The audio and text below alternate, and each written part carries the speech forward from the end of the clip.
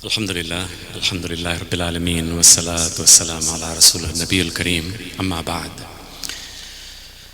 Alhamdulillah, tonight we are in the exact middle as far as the Taraweeh goes. Today is the 15th Taraweeh night.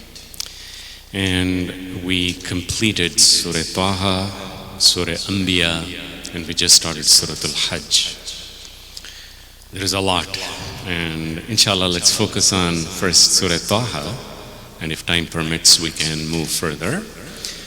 And this beautiful chapter begins with, again, two words, Taha. What it means, Allah knows best. But then these golden words come. Allah says, Ma anzalna alayka al-Qur'ana litashqa. The Qur'an was not sent to make life difficult. You know, when people hear about Islam, fasting, I'm sure many of us have been asked, really? You fast from morning to evening? You got to starve yourself? No food, no drink? Hard. What is being expected of you? So here Allah subhanahu wa ta'ala says, Ma anzalna alayka al-Qur'ana litashqa. We did not send this Qur'an to make life difficult. Illa tadhkiratan liman yakhsha. This is but a reminder for the one who is willing to fear Allah subhanahu wa ta'ala. And remember, who is sending this? Allah says, Tanzilan mimman khalaqal arda was samawati al-ula.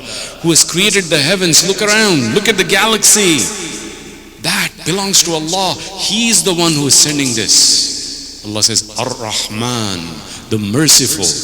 He is sent with extreme mercy in mind to make you better, to help you become successful. Ar-Rahman ala al-Arsh istawa. He is established on the throne. To him belongs everything. Lahu ma fi samawati wa ma fil ard wa ma baynahuma wa ma tahta ath-thara. Everything that you see, up, down, below, in between, everything belongs to Allah. Wa in tajhar bil qawli fa innahu ya'lamu as-sirra wa akhfa. Not only is he well established in his power, he knows everything about you. Whether you speak openly or you speak secretly or you keep it in your heart, Allah knows everything. And Surah Taha gives us a lot of details about the story of Musa alayhi salatu wassalam. And first it begins with a meeting with Allah subhanahu wa ta'ala when he's returning from Madian back to Misr,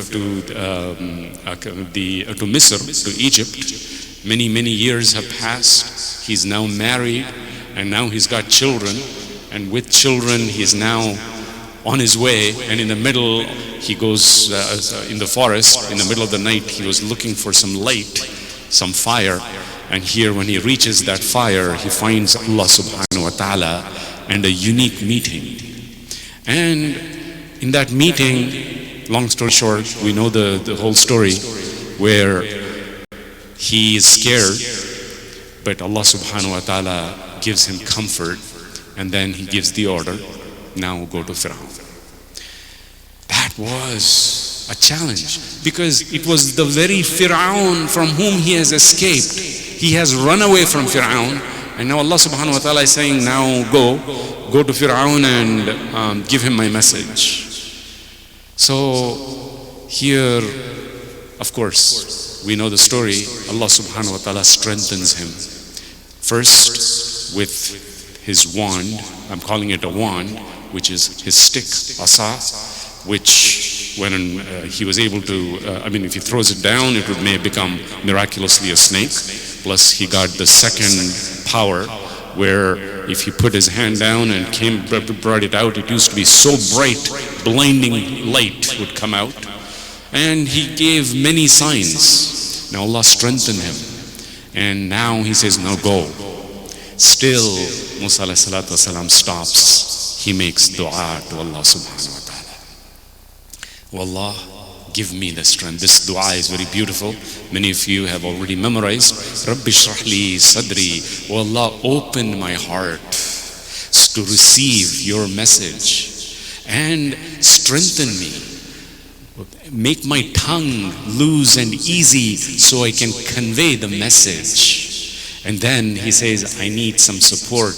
make my brother my supporter, my companion in this message to deliver. And Allah subhanahu wa ta'ala says, Musa, granted. And then he reminds Musa alayhi salatu wasalam of two big favors. Allah subhanahu wa ta'ala says, وَلَقَدْ مَنَنَّا عَلَيْكَ مَرَّةً أُخْرَى. Now for the second time, I have helped. Do you remember? Allah says, first, you were with your mom. Look from where Allah has been planning. He says you were in your hands of your mom. And what did she do? She put you in the water. And she wanted you to somehow get away from Fir'aun. So the water is flowing away from the palace of Fir'aun. Away. Going away. She wants it somewhere out. And what is Allah's plan? He said, no. That boat is going to go towards the palace. Look at the challenge. And you're going to go to Fir'aun. And you're going to start and you're going to get trained right there. Allah's favor. And Allah's favor that he returns back to his mom. Because nobody could breastfeed him except his mom. And that's another story. And he ends up killing someone accidentally. He runs away. And when he runs away, he goes to Madian, where another beautiful story, inshallah, maybe when we go with Surah Qasas, if time permits, we'll go into the details. There, he gets married, he's settled down, now he's returning. And Allah mentions these words that finally, you spent some time in Madian, and Allah says, ثُمَّ جِئْتَ عَلَى قَدَرٍ يَا مُوسَى. By qadar, this was the appointed time. At night, whatever time it was, I'm making this up, 11 o'clock. On this day, you were supposed to come and meet me. Now you have come. That is the degree of control. Allah knows everything about us. What we are going to do, when we are going to do, what will happen. Allah has controlled everything. So now, according to Allah's plan, Musa alayhi salam has reached that point where he's meeting with Allah subhanahu wa ta'ala for the first time. Now he goes to Fir'aun. The challenge we know. And the Fir'aun looks at his magic, that stick turning into a snake, and he says, whoa, that's really your big magic? We're going to show you something better. So he gets all the magicians. We know the story. But for a moment, I want you to pause. Look at the emotions that are flowing here as well. Here he is standing. On the other side, the magicians are there. The time for the challenge has come. And this is world-renowned magicians. And even the magicians are there for a purpose, and the Quran clarifies, they go and ask Fir'aun, are we going to get something? Any money? Any reward? And Fir'aun certifies that, yes, you are not only going to get money, but you're going to be my close associates. You'll have special connection with me. Na'am, wa innakum lamina al-muqarrabin. You're going to be my closest pals. So they're going to get something big. And as they start this competition, they swear by Fir'aun, فَبِعِزَّتِكَ, by the izzat of Fir'aun, we are going to win. And now they toss their sticks and whatever they had, their ropes, and that magic comes alive. And these words, I want you to focus. Allah subhanahu wa ta'ala says, فَأَوْجَسَ فِي نَفْسِهِ خِيفَةً مُوسَى. Even Musa started to feel fear in his heart. He was human. So trials come. And even the prophets go with trials. We'll talk about it in a minute soon in Surah Al-Anbiya. Trials are not just for ordinary human beings. It's for every single person Allah will test. So here even Musa alayhi salatu wasalam is facing a challenge. And of course Allah subhanahu wa ta'ala assures him, La takhaf. Innaka antal ala, you are going to win. Be assured. That is confidence that Allah gives. And of course, we know that when he threw the stick, that whole black magic that was all brought up, completely gone. And the magicians fall down in sujood. Now, for a moment, backtrack and think. They were fully geared so that Fir'aun, by his honor, they're going to win. And they give that up. They put their head down and say, Musa, what you have brought is haqq. Even against threats. Now Fir'aun is threatening them. You did this? You know what I'm going to do? I'm going to crucify you alive. I'm going to nail you down on the wall. I'm going to torture you like anything. Stop this and get back. They refuse. La bayra inna ila rabbina lamunqalibun. Even if you do that, you're going to go straight to Allah subhanahu wa ta'ala. We have decided. We have brought iman. Oh Allah, we trust you in you. That's it. If he's going to kill me, so be it. This is the peak of iman. The peak of iman. We ask Allah that we get iman of that standard. That is a challenge. Not easy to put our lives at stake. When they're standing, the 313 men, the Sahaba, facing at the time of Badr, those thousands, that moment is a defining moment. It's a challenge. We seek refuge in Allah, that such trials, we seek protection from Allah, and we seek help from Allah, and that He increase our iman. So life is full of trials. Fir'aun was a trial for the Bani Israel. And Allah subhanahu wa ta'ala flips things, as I've been saying this. First, it was a trial of Fir'aun. So Allah subhanahu wa ta'ala miraculously releases them from the clutches of Fir'aun. As they get on, they cross the water. Now they're back on dry land. It is said their feet were not even dry from walking out of that water. And there they saw a group of people who were worshipping an idol. And immediately they went and told me, Musa, Ya Musa, faj'al lana ilahan kama lahum aliha. You know what? I want a God like this idol. Yes, so that we can touch it, we can worship it. Another trial begins. Musa alayhi salatu wasalam now is called by Allah subhanahu wa ta'ala. He's supposed to go with all his people to meet Allah subhanahu wa ta'ala. And he, out of love, intense love for Allah subhanahu wa ta'ala, he races ahead, even before his people could catch up. By the time he reaches there, now they are in another fitna. Another trial begins for them. Because Samiri has created another idol. Somehow there was some magical noise that this cow used to make. No, another trial begins. So my dear brothers, to summarize, trial after trial after trial, and this is what even our lives are going to be.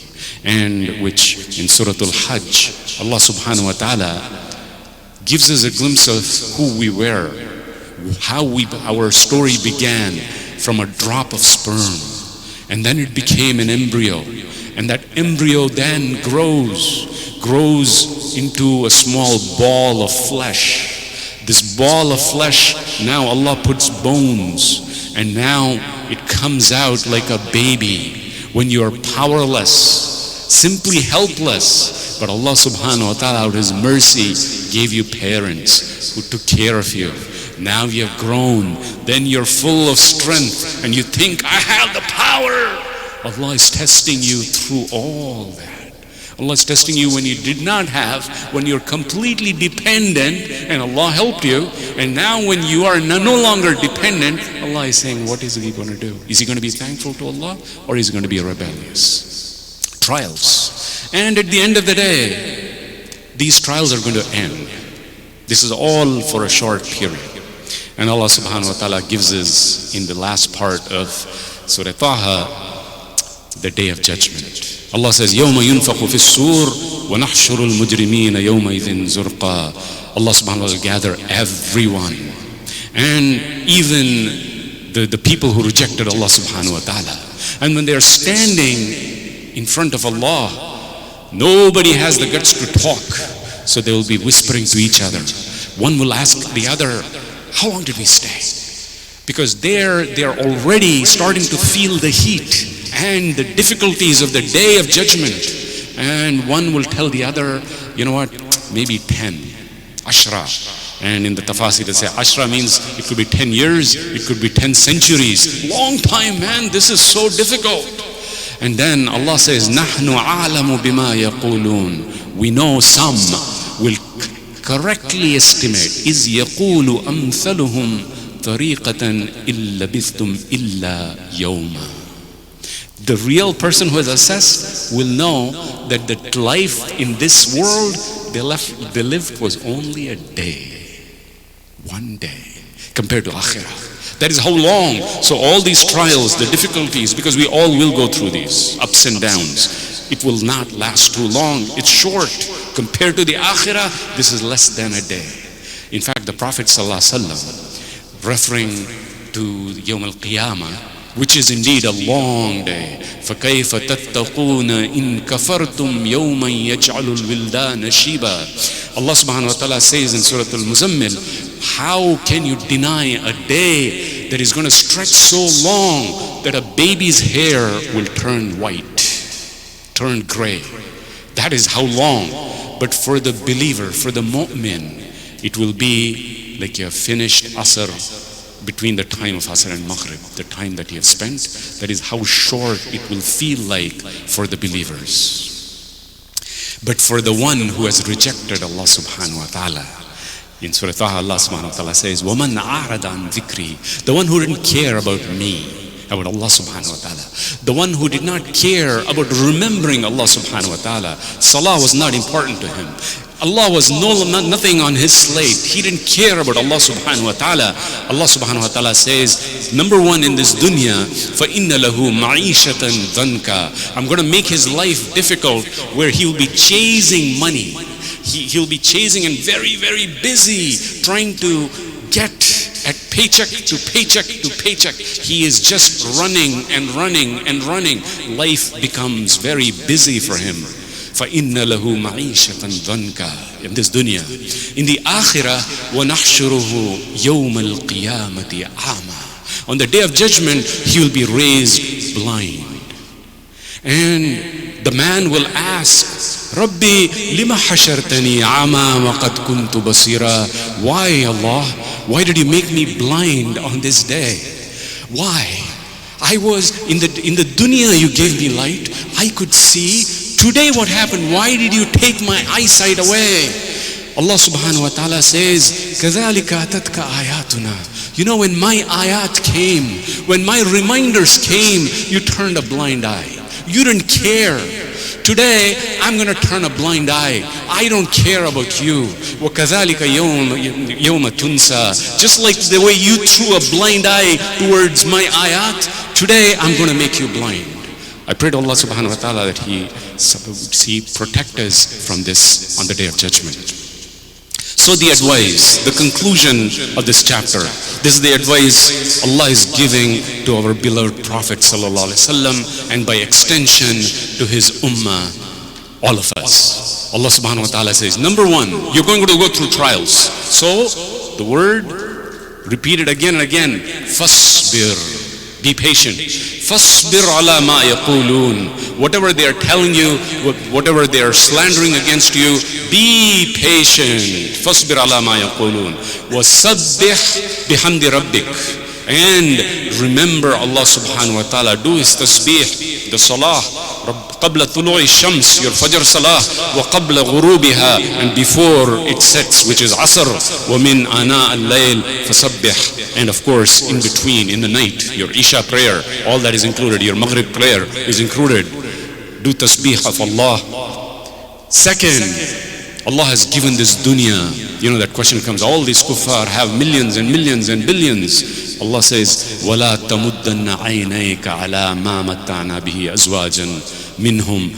Don't even lift your eye and start ogling at all this. Don't get mesmerized. This guy has this $1 million car. He's got these huge buildings. He's got so much money. Don't even care. These, Allah used the word Zahrat al-Hayat ad-Dunya, flowers of this world. Linaftinahum fi. Allah is again putting them in a fitna by giving all this. And Allah says, وَرِزْقُ رَبِّكَ خَيْرٌ وَأَبْقَى. Whatever rizq Allah has given you, be happy with it. It is better for you. And inshallah, even if it is little, it will be full of barakah for you. That will be sufficient if you put your trust in Allah.